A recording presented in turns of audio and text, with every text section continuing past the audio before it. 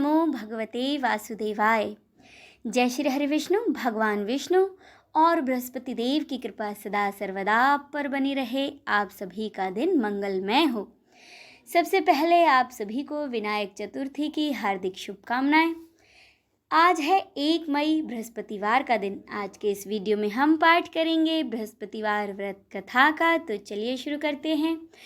प्राचीन काल में भारतवर्ष में एक प्रतापी और दानी राजा राज्य करता था। वह नित्य गरीबों और ब्राह्मणों की सहायता किया करता था। यह बात उसकी रानी को बिल्कुल अच्छी नहीं लगती थी। वह न तो गरीबों को दान देती, न ही भगवान का पूजन करती थी और राजा को भी दान देने से मना किया करती थी। एक दिन राजा शिकार खेलने के लिए वन को गए थे, तो रानी महल में अपनी दासी के साथ अकेली थी। उसी समय बृहस्पति देव साधु वेश में राजा के महल में भिक्षा मांगने के लिए गए और उन्होंने महल में जाकर भिक्षा मांगी तो रानी ने भिक्षा देने से इनकार कर दिया और कहा, हे साधु महाराज, मैं तो इस दान पुण्य से तंग आ गई हूँ। मेरे पति सारा धन लुटाते रहते हैं। मेरी इच्छा है कि हमारा सारा धन नष्ट हो जाए, फिर ना रहेगा बांस और ना बजेगी बांसुरी। साधु महाराज ने कहा, हे देवी, तुम तो बड़ी विचित्र हो। संतान और धन से भला कोई दुखी होता है? अगर अधिक धन है तो इसे शुभ कार्यों में लगाओ। कुंवारी कन्याओं का विवाह कराओ, विद्यालय और बाग बगीचे का निर्माण कराओ, जिससे तुम्हारे दोनों लोग सुधरें। परंतु साधु की इन बातों से रानी को बिल्कुल खुशी नहीं हुई। उसने कहा कि मुझे ऐसे धन की आवश्यकता नहीं है जिसे मैं दान में दूं और जिसे संभालने में मेरा सारा समय नष्ट हो जाए। तब साधु ने कहा, अगर तुम्हारी ऐसी ही इच्छा है तो मैं जो बताता हूँ तुम वैसा ही करना। गुरुवार के दिन तुम अपने घर को गोबर से लीपना, अपने बालों को पीली मिट्टी से धोना, राजा से हजामत बनाने को कहना, भोजन में मांस मदिरा का प्रयोग करना, कपड़े धोबी के यहाँ धुलने देना। इस प्रकार 7 बृहस्पतिवार करने से तुम्हारा समस्त धन नष्ट हो जाएगा। इतना कहकर साधु के रूप में आए बृहस्पति देव वहां से अंतर्धान हो गए। साधु के कहे अनुसार रानी को केवल 3 ही बृहस्पतिवार बीते थे कि उसकी समस्त धन संपत्ति नष्ट हो गई। तब एक दिन राजा रानी से बोला कि रानी, तुम यहीं रहो, मैं दूसरे देश जाता हूँ, क्योंकि यहाँ पर सभी लोग मुझे जानते हैं, इसीलिए मैं कोई छोटा काम नहीं कर सकता। ऐसा कहकर राजा दूसरे देश चला गया। वहां वह जंगल से लकड़ी काट कर लाता और शहर में जाकर बेचता। इस तरह वह अपना जीवन व्यतीत करने लगा। इधर राजा के परदेश जाते ही रानी और दासी दुखी रहने लगी। एक बार जब रानी और उसकी दासी को 7 दिन तक बिना भोजन के रहना पड़ा तो रानी ने अपनी दासी से कहा कि दासी, पास ही के नगर में मेरी बहन रहती है, वह बड़ी धनवान है, तू उसके पास जा और कुछ ले आ ताकि थोड़ी बहुत गुजर बसर हो जाए। दासी रानी की बहन के पास गई। उस दिन गुरुवार था और रानी की बहन उस समय बृहस्पतिवार व्रत कथा सुन रही थी। दासी ने रानी की बहन को अपनी रानी का संदेशा सुनाया, लेकिन रानी की बड़ी बहन ने कोई उत्तर नहीं दिया। जब दासी को रानी की बहन से कोई उत्तर नहीं मिला तो वह बड़ी दुखी हुई और उसे क्रोध भी आया। दासी ने वापस आकर रानी को सारी बात बता दी। ये सब सुन रानी ने अपने भाग्य को कोसा। उधर रानी की बहन ने सोचा कि मेरी बहन की दासी आई थी, परंतु मैंने उससे कुछ नहीं कहा, इससे वो बड़ी दुखी हुई होगी।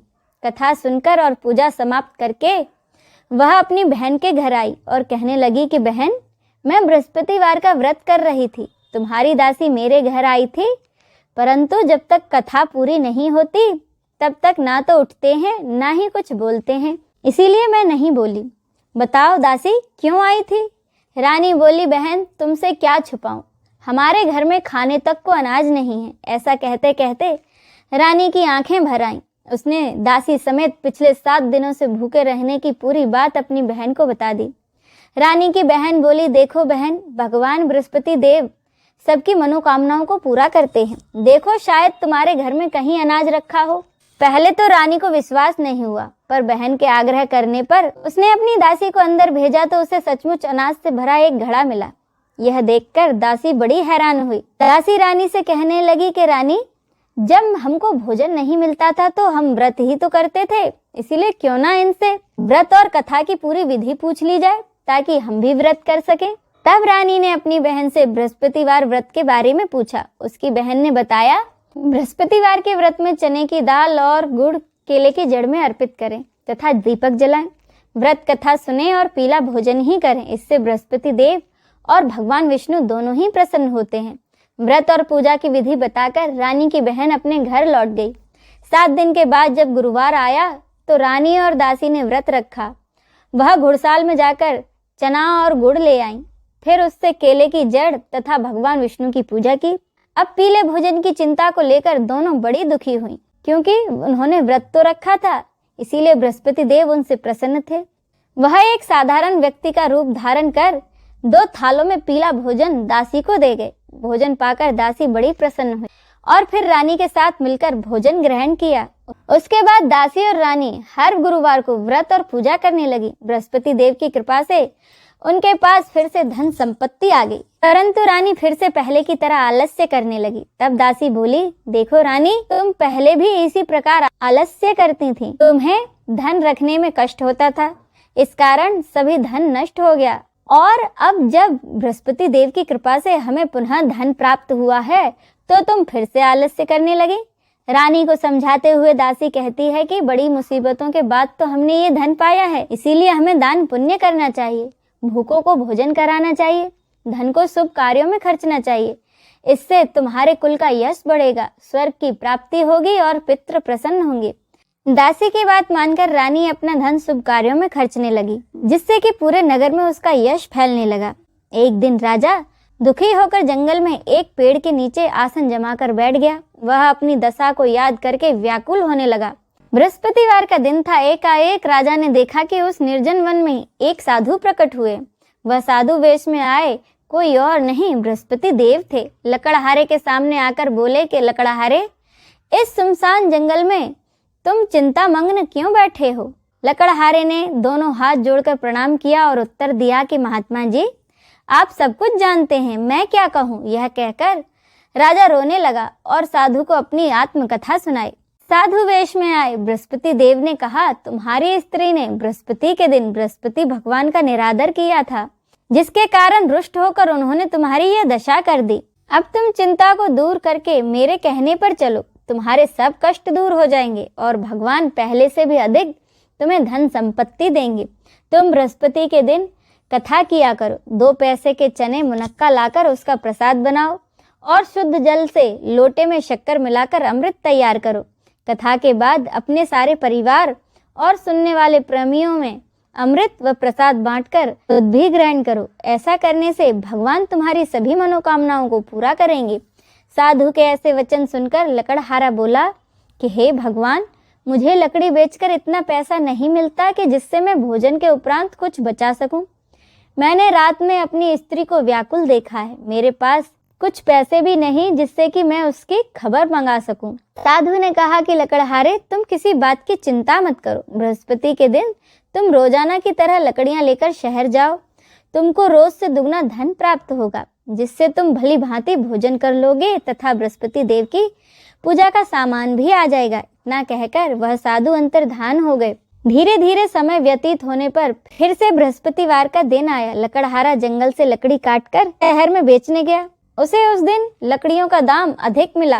राजा ने चना गुड़ आदि लेकर गुरुवार का व्रत किया। उस दिन से उसके सभी कष्ट दूर हो गए। परंतु जब दोबारा गुरुवार आया तो बृहस्पतिवार का व्रत राजा करना भूल गया। इस कारण बृहस्पति भगवान नाराज हो गए। उस दिन उस नगर के राजा ने विशाल यज्ञ का आयोजन किया था तथा शहर में यह घोषणा करा दी कि कोई भी मनुष्य अपने घर में भोजन न बनाए, न आग जलाए, समस्त जनता मेरे यहाँ आकर भोजन करे। इस आज्ञा को जो न मानेगा उसे फांसी की सजा दी जाएगी। इस तरह की घोषणा संपूर्ण नगर में करवा दी गई। राजा की आज्ञा के अनुसार शहर के सभी लोग भोजन करने गए, लेकिन लकड़हारा कुछ देर से पहुंचा, इसीलिए राजा उसको अपने साथ अपने घर ले गए और अपने घर जाकर उसे भोजन करा रहे थे। तो रानी की दृष्टि उस खुंटी पर पड़ी जिस पर कि उसका हार लटका हुआ था, पर वह हार वहां दिखाई नहीं दिया। रानी ने निश्चय किया कि मेरा हार इसी मनुष्य ने चुरा लिया है। उसी समय सिपाहियों को बुलाकर उस लकड़हारे को जेल में बंद करवा दिया गया। जब लकड़हारा कारागार में पड़ गया और बहुत दुखी होकर विचार करने लगा कि न जाने मेरे कौन से पूर्व जन्म के कर्म से मुझे यह दुख प्राप्त हुआ है। और उसी साधु को याद करने लगा जो कि जंगल में मिला था। उसी समय तत्काल बृहस्पति देव साधु के रूप में प्रकट हुए और उसकी दशा को कहने लगे, अरे मूर्ख, तूने बृहस्पति देव की कथा नहीं करी, इस कारण तुझे यह दुख प्राप्त हुआ है। अब चिंता मत कर, बृहस्पतिवार के दिन कारागार में ही दरवाजे पर 4 पैसे पड़े मिलेंगे, उनसे तू बृहस्पति देव की पूजा करना, तेरे सभी कष्ट दूर हो जाएंगे। साधु के कहे अनुसार बृहस्पतिवार के दिन उसे 4 पैसे मिले। लकड़हारे ने कथा कही। उसी रात को बृहस्पति देव ने उस नगर के राजा को सपने में आकर कहा कि राजा, तुमने जिस आदमी को कारागार में बंद कर दिया है वह निर्दोष है, वह तो दूसरे नगर का राजा है, उसे छोड़ देना। रानी का हार उसी खुंटी पर लटका है, अगर तू ऐसा नहीं करेगा तो मैं तेरे राज्य को नष्ट कर दूंगा। इस तरह रात के सपने को देखकर राजा प्रातःकाल उठा और खुंटी पर हार देखकर लकड़हारे को बुलाकर क्षमा मांगी तथा लकड़हारे को सुयोग्य वस्त्र आभूषण देकर उसे विदा किया। बृहस्पति देव की आज्ञा अनुसार लकड़हारा अपने नगर को चल दिया। राजा जब अपने नगर के निकट पहुंचा तो उसे बड़ा आश्चर्य हुआ। नगर में पहले से अधिक बाग बगीचे, तालाब, कुएं और बहुत सी धर्मशालाएं और मंदिर बन गए थे। राजा ने पूछा, यह किसका बाग और धर्मशाला है? तब नगर के सब लोग कहने लगे, यह सब रानी और उसकी दासी के हैं। तो राजा को बड़ा आश्चर्य हुआ और गुस्सा भी आया। जब रानी ने यह खबर सुनी कि राजा आ रहे हैं तो उन्होंने बांदी से कहा कि दासी, देखो राजा हमको कितनी बुरी हालत में छोड़ गए थे, हमारी ऐसी हालत देखकर वह लौट न जाए, इसीलिए तू दरवाजे पर खड़ी हो जा। आज्ञा अनुसार दासी दरवाजे पर खड़ी हो गई। राजा जब आए तो उन्हें अपने साथ लेवा लाई। तब राजा ने क्रोध करके अपनी रानी से पूछा, यह धन तुम्हें कैसे प्राप्त हुआ है? तब उन्होंने कहा, हमें यह सब धन बृहस्पति देव के कृपा से प्राप्त हुआ है। राजा ने निश्चय किया कि अब 7 रोज बाद सभी बृहस्पति देव का पूजन करते हैं, परंतु मैं प्रतिदिन 3 बार कहानी तथा रोज व्रत किया करूंगा। अब हर समय राजा के दुपट्टे में चने की दाल बंधी रहती तथा दिन में 3 बार कहानी कहता। एक रोज राजा ने विचार किया, चलो अपनी बहन के यहाँ हो आऊं। इस तरह निश्चय कर राजा घोड़े पर सवार होकर अपनी बहन के यहाँ को चलने लगा। मार्ग में उसने देखा कि कुछ आदमी एक मुर्दे को ले जा रहे हैं। उन्हें रोककर राजा कहने लगा, अरे भाइयों, मेरी बृहस्पति देव की कथा तो सुन लो। वे बोले, लो हमारा आदमी मर गया है और इसको अपनी कथा की पड़ी है।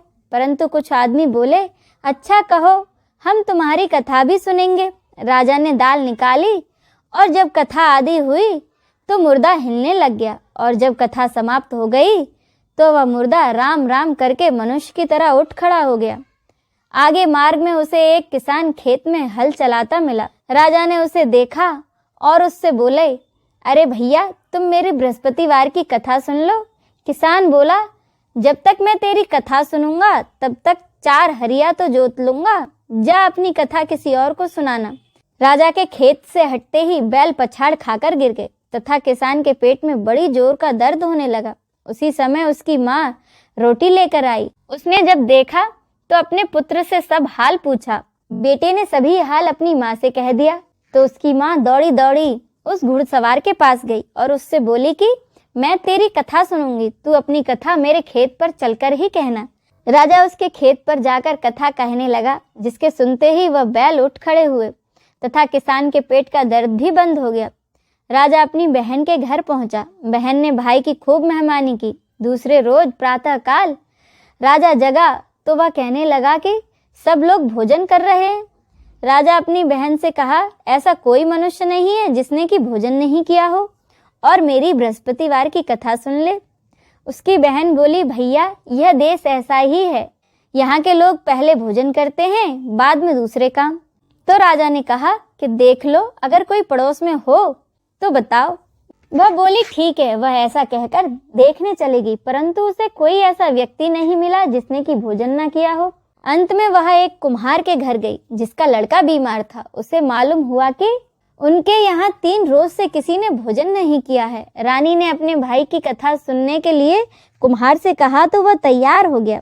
राजा ने जाकर बृहस्पतिवार की कथा कुम्हार के यहाँ कही, जिसको सुनकर उसका लड़का ठीक हो गया अब तो राजा की प्रशंसा होने लगी। एक रोज राजा ने अपनी बहन से कहा कि बहन, हम अपने घर को जाएंगे, तुम भी तैयार हो जाओ। राजा की बहन ने अपनी सास से कहा कि सासू माँ, मैं अपने मायके जा रही हूँ। तो उसकी सास ने कहा, ठीक है चली जाओ, लेकिन अपने लड़कों को मत ले जाना, क्योंकि तेरे भाई के कोई औलाद नहीं है। बहन ने अपने भाई से कहा कि भैया, मैं तो चलूंगी, पर कोई बालक नहीं जाएगा। राजा बोला कि जब कोई बालक ही नहीं चलेगा तब तुम ही क्या करोगी। बड़े दुखी मन से राजा अपने नगर को लौट आया और सारी बातें अपनी रानी को बताई। रानी बृहस्पति देव से प्रार्थना करने लगी और कहने लगी कि हे बृहस्पति देव, हमें आपने सब कुछ दिया है, हमें एक औलाद भी अवश्य दें। उसी रात को बृहस्पति देव ने राजा को सपने में कहा कि राजा उठ, सभी सोच त्याग दे, तेरी रानी गर्भ से है। राजा यह बात सुनकर बड़ा खुश हुआ। 9वें महीने में रानी के गर्भ से एक सुंदर पुत्र पैदा हुआ। तब राजा बोला कि रानी, स्त्री बिना भोजन करे रह सकती है, पर बिना कहे नहीं।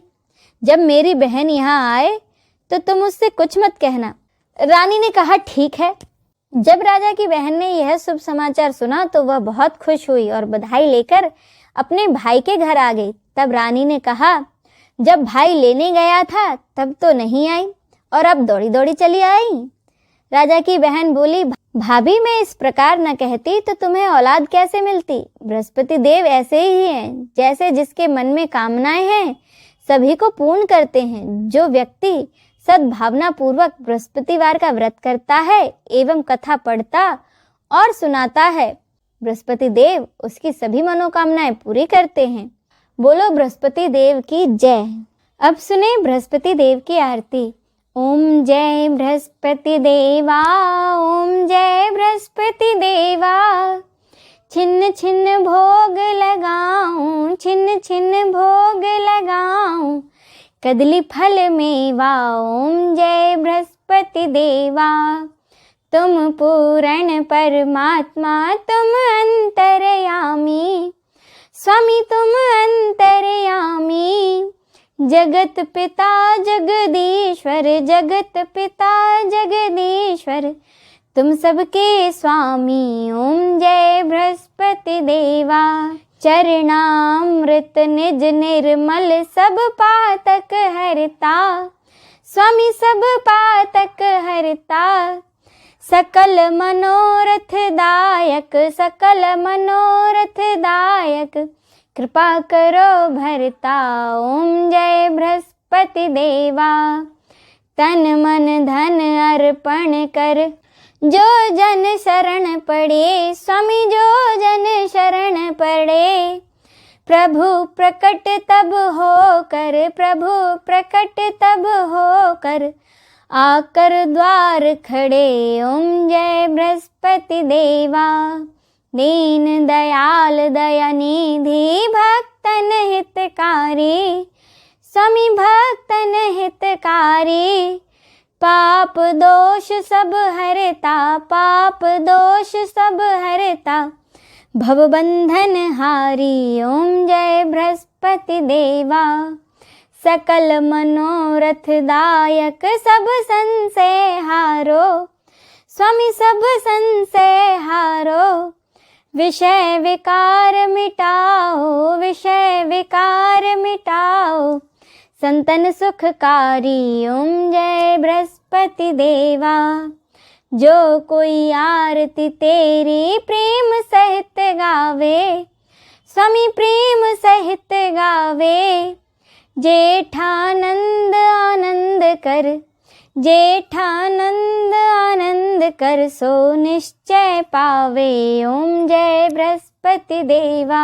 बोलिए देव गुरु बृहस्पति की जय, भगवान लक्ष्मी नारायण की जय, नमः पार्वती पते, हर हर महादेव की जय।